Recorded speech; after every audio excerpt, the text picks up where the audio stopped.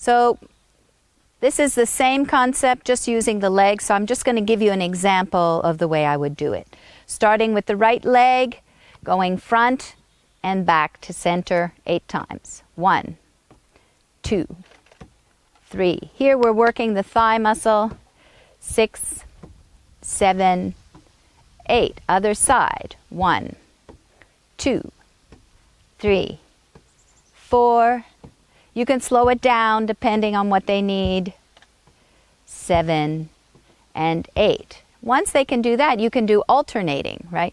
1 and 2 and 3. Whenever we alternate, we're getting the message to cross from one side of the brain to the other.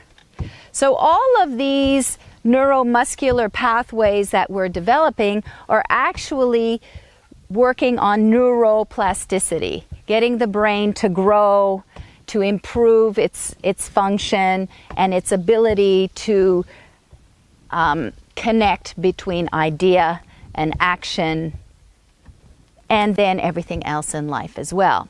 We could go, this is hard. Let's put the hands on the chair like this, out and in. Many of your clients won't be able to do this right away. So you could maybe make it smaller, just a little bit. When you lift both legs like that, they really have to work their stomach muscles. So you get them to push their hands against the chair to help stabilize the lower back. 7 and 8. So we did front, then we go side. 1, 2. Here I like to lift.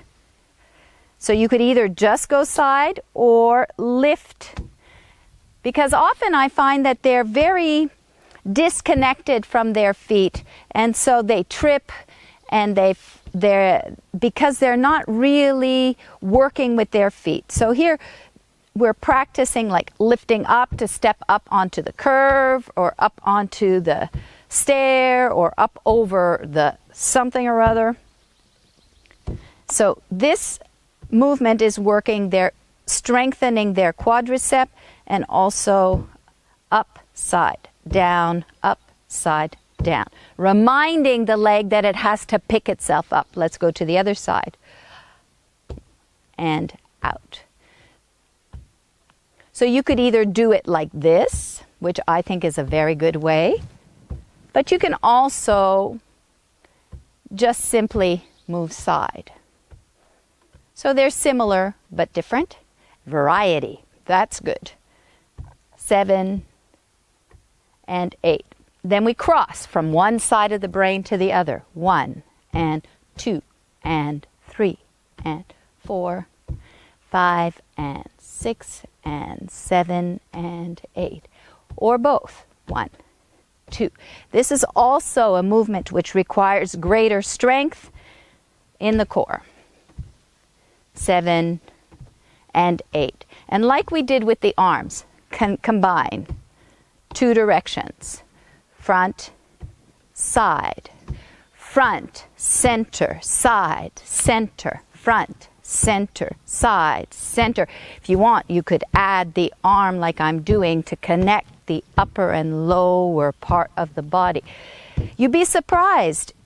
You can't add the arm until they can actually do it with the leg. That's the key. You only ask them to do what they can do, and then you build on that. So if you start right away with the hand and the leg, and you see that they can't do it, that means that they need to do just the leg. So I just start with the leg first. And then I'm going to add the hand. Front, side, front, and side, and back. We could do them both at the same time. Woo! 1 side.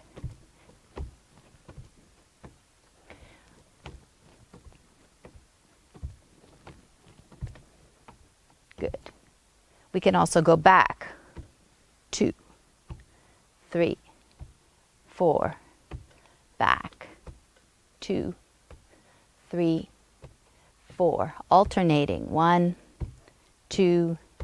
So I'm doing the same thing with the arms, with the feet, with the hands, with the legs, and that's how we're building the neuroplasticity, the body-mind integration, and the physical skills necessary to move to another level.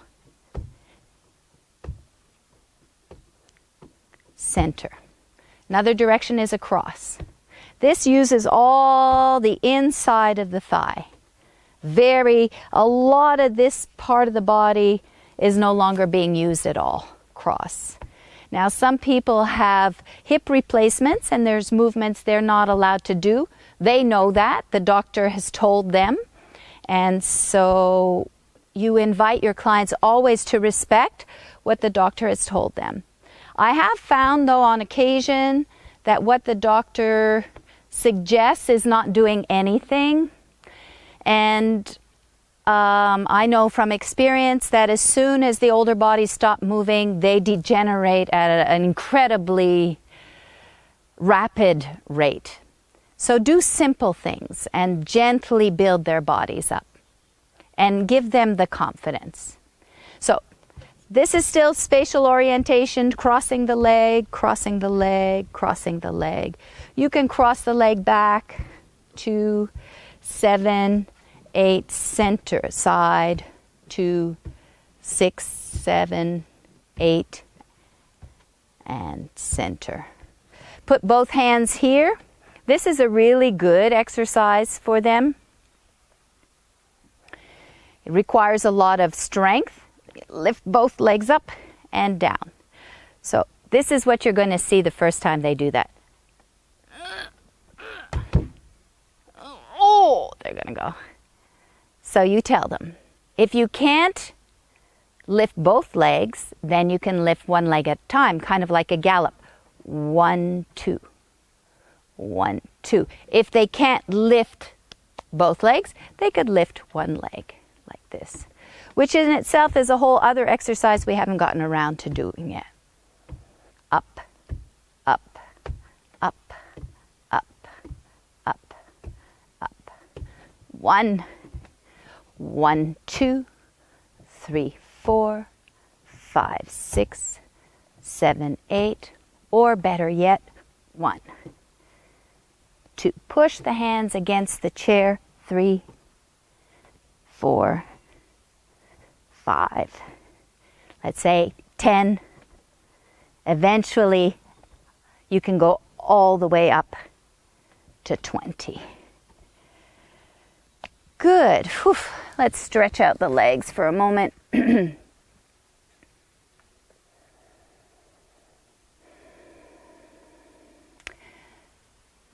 These are all ideas. You can't do all of these things in a row in one class. I'm going to give you at one point a class, a way to put your class together.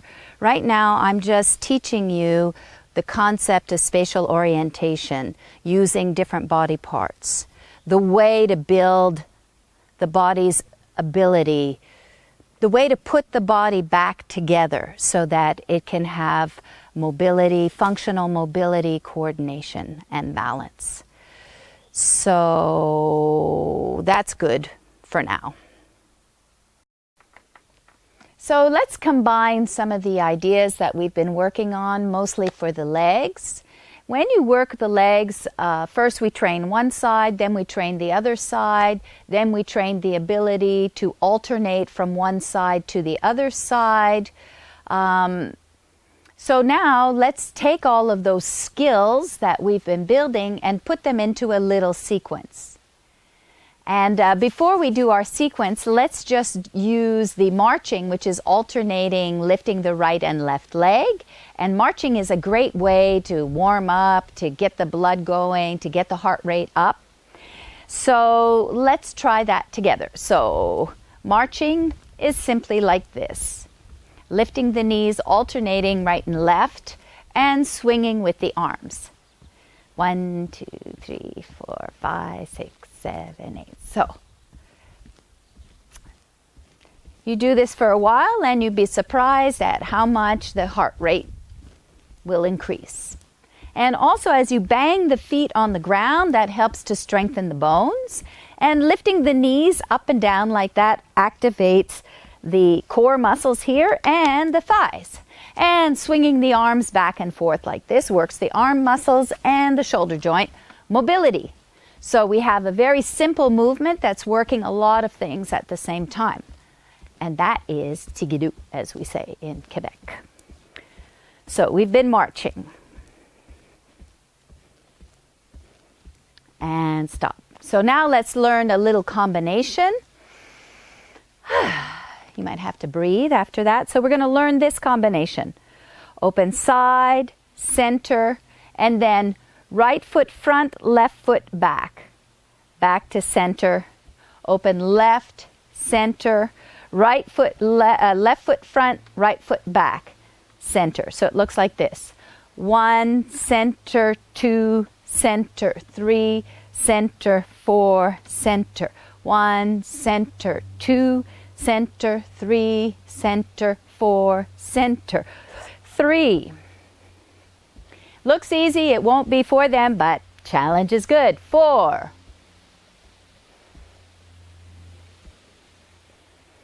Okay, that's the first part of your sequence. Phrase 2 that we're going to add is going to be alternating splits. Call this a split. So we're going to go 1, 2, 3, 4.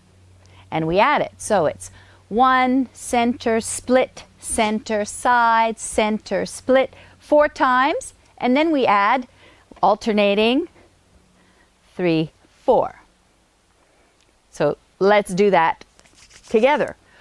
Open, split, center, side, center, split. That's 1. 2, side, center, split, side, center, split. That's 3. That's actually quite a lot of coordination working both sides. And 1, and 2, and 3, and 4. Or you could even go like this, even more fun. 1, 2, 3, 4. We're going to add after that this. Open, close, close. And then we're going to finish with vit, vit, vit, vit, vit. Like this. So watch this sequence. Let's do it together. Side, split, side, center, split, side, center, split, side, center, split. That's 2. Side, center, split, side, center, split. That's 3. Side, center, split, side, center, split. And 1, 2, 3, 4. Open, close, and start again. Woo-hoo-hoo. 2, 3, 4, 1. So now we're really working the lower body in many different combinations, working the brain, the body, coordination, and all the strength that comes with it. And 1, 2, 3, 4. Open, close, da-da-la-da-la-da-la-da-la-da-la-da-la. There you go. So when you teach that, you first teach the first part. Then you make sure that they can do this. Looks easy. You'd be surprised how they don't find this easy. Feel how much the quadriceps are working here, the stomach muscles.